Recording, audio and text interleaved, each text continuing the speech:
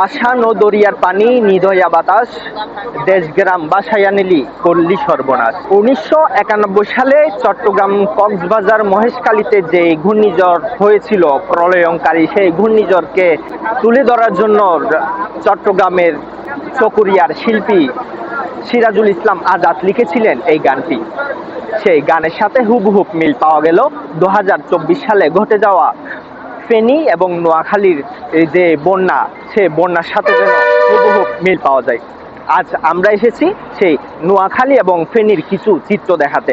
রাস্তার পাশে Subalpur poultry complex, অবস্থান ফেনীর বিশ্বরুট খাইয়ারা রাস্তার মাথা। সপ্তাহখানেক আগেও ক্রেতার সমাগমে ভিড় করত পণ্যবাহী গাড়ি। ফেনী, নোয়াখালী, কুমিল্লার আংশিক বন্যা কবলিত হওয়ার পর সেই পোল্ট্রি কমপ্লেক্সের সামনে দাঁড়িয়ে আছে বন্যা কবলিত মানুষের জন্য নিয়ে আসা স্বেচ্ছাসেবীদের ত্রাণবাহী নৌকা। একই চিত্র নোয়াখালীতে, যদিও নোয়াখালীর কিছু কিছু এলাকায় পানি নামতে শুরু করেছে।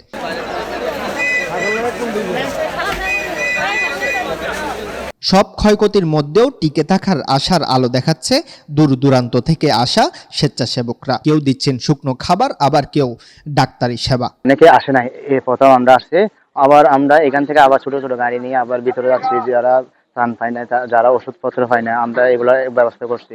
আবার বিশুদ্ধ খাবার পানি, বিশুদ্ধকরণ ট্যাবলেট সবগুলো নিয়ে আমরা ত্রাণ দেওয়ার জন্য আসছি। রাস্তার পাশে যারা, তারা ত্রাণগুলো পাচ্ছে, কিন্তু ভিতরগত তারা পাচ্ছে না। তো আমরা ওই উপলব্ধি করে আমাদের টিমটা নিয়ে, এবং আমরা প্রায় একটা ট্রাক ভর্তি ১,০০০ পরিবারের জন্য আমরা খাদ্য সামগ্রী এখানে নিয়ে আসছি। এখন বর্তমানে আমাদের দুইটা টিম ভাগ করে ভিতরে আমরা পাঠাইছি, এবং ওরা আসলে আরেকটা টিম আমাদের থেকে যাবে। এরই মধ্যে নষ্ট হয়েছে ফসলি জমি, মাছের ঘের, ভেঙেছে বসত বাড়ি। আমরা ত্রাণ দিয়ে যতটুকু পারেছি সবাই সাহায্য করছে। এখন ওদেরকে পুনর্বাসন করতে হবে।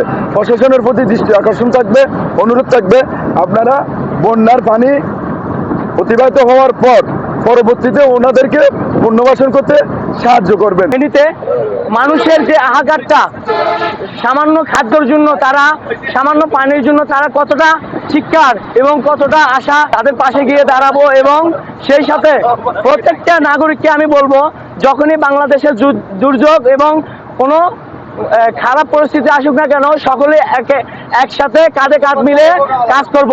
গত বুধবার রাত থেকে বন্যার পানিতে তলিয়ে যায় ফেনী সহ বাংলাদেশের ১১ থেকে ১২টি জেলা। প্রায় ১৫ লাখ মানুষের শহর ফেনীর বেশিরভাগই এখন বন্যার পানির নিচে তলিয়ে গেছে। প্রাকৃতিক দুর্যোগ এলেই মানুষের মানবিক কর্মকাণ্ড ফুটে ওঠে বাংলাদেশে। ঠিক তেমনি ফেনী, নোয়াখালী, কুমিল্লার এই বন্যা পরিস্থিতিতে এগিয়ে এসেছে স্বেচ্ছাসেবকরা।